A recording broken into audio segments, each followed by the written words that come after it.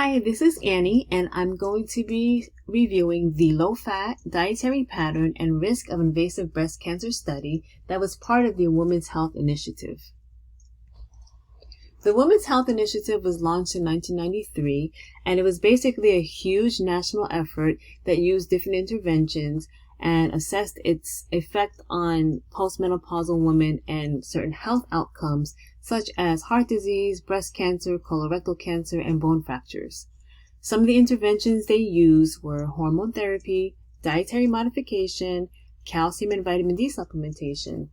And this particular study was only about the dietary modification, and the purpose was to assess the effect of a low-fat dietary pattern and the occurrence of breast cancer. So for the results, the primary results they were looking for were the incidence of breast cancer and colorectal cancer, and the secondary outcomes they were looking for was heart disease. So for their methodology, the researchers randomized the trial. They took 48,835 women from 40 centers across the United States who were enrolled in the Women's Health Initiative from 1993 to 1998. They were all postmenopausal from ages 59 to 70, and part of the inclusion criteria, they were to be without a diagnosis of breast cancer while consuming more than 32% of fat in their diets. The study had two arms: the intervention, which was the low-fat diet group, and their goal was to have the women reduce their fat intake to less than 20%, and while also increasing their fruit and vegetable intake to more than 5 servings a day and increase their servings of grains to more than 6 servings a day. The other arm was the comparison group, or the usual diet group, and those women were to consume their normal diet, which included fat consumption of more than 32%.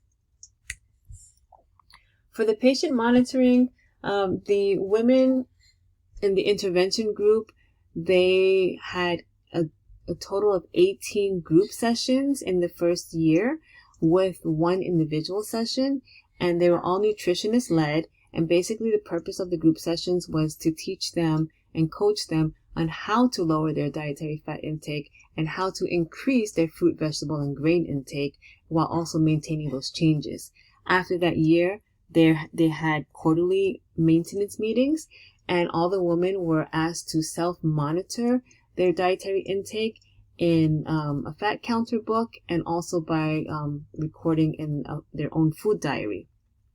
The investigators monitored their adherence by using food frequency questionnaires, 4-day food records, 24-hour recalls, and also had them fill out supplement surveys and recorded their nutrient data.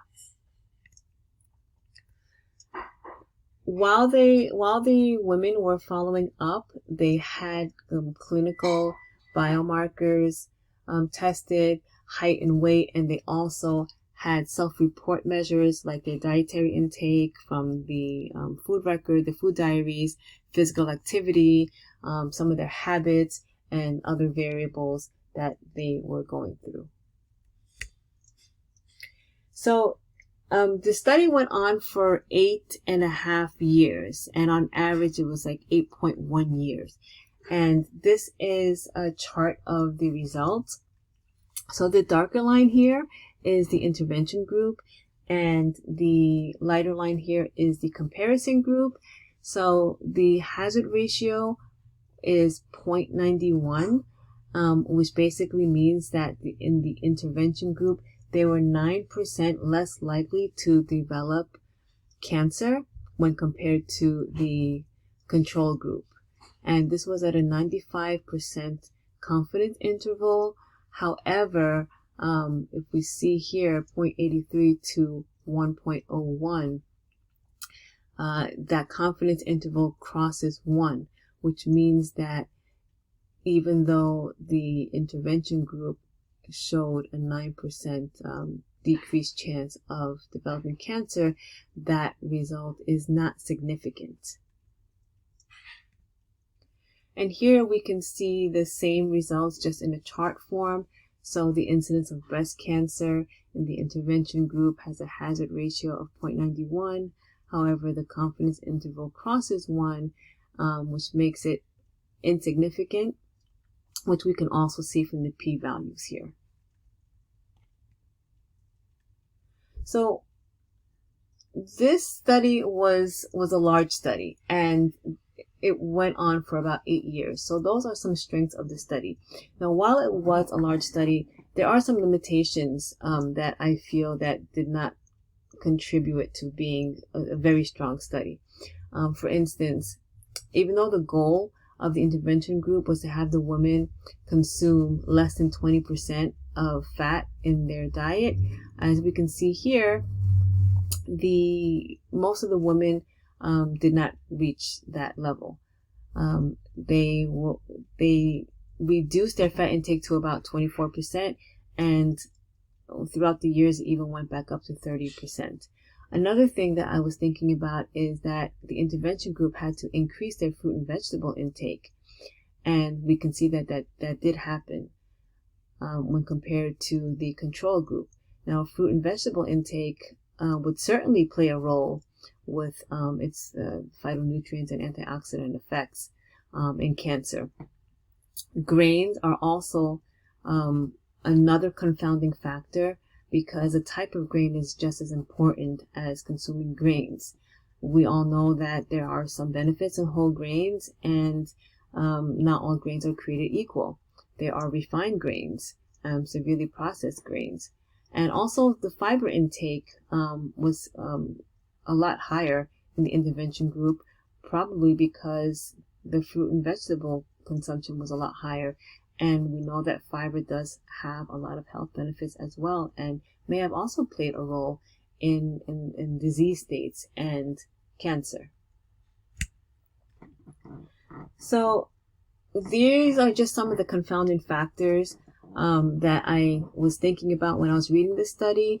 We all know that diet and lifestyle definitely have a role in cancer. And while this study was narrowing in and focusing in on low-fat dietary pattern, one of the questions that came to my mind was, is it really low fat, or is it the type of fat that contributes to the incidence of cancer? And as I stated before, increasing fruit and vegetables will definitely have a benefit on overall health and disease states, and also the type of grains. Another thing that I thought about was the glycemic load of fruit. Also, not all fruits are created the same. And we know that cancer is a metabolic disease. So consuming low glycemic fruit versus high glycemic fruits would definitely be a contributing factor to the incidence of cancer as well. Which brings us to this side, the epigenetics and other health risks. How is their stress level, the physical activity, the metabolic disorders? Did they have any pre-existing conditions? And also, were they on hormone therapy, and were they compliant with that?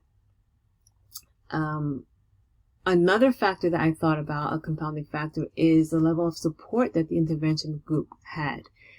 They had group sessions, they had individual sessions, they had a communal support group, and they were all supported by a nutritionist. So that can also be a contributing factor to a sense of belonging. And we know that group and community have a positive effect on one's health.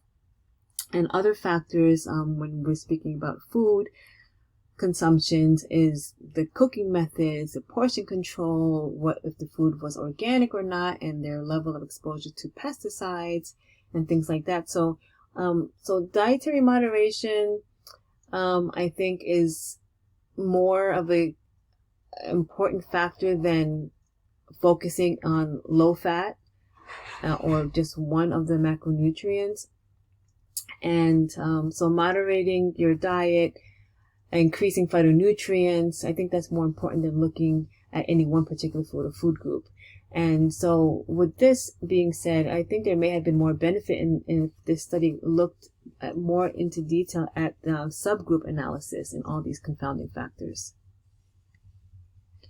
And while this study was, I don't believe that it had such a great impact on how on our decision making with dietary foods and low fat, as what this study is focusing on.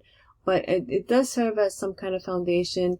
The Women's Health Initiative did continue on for another 17 years, and there was a cumulative follow-up, which also looked at all mortality causes, mortality rates, and incidences of breast cancer. And there are also some other exploratory analysis on the low-fat diet in these women and their cognitive function.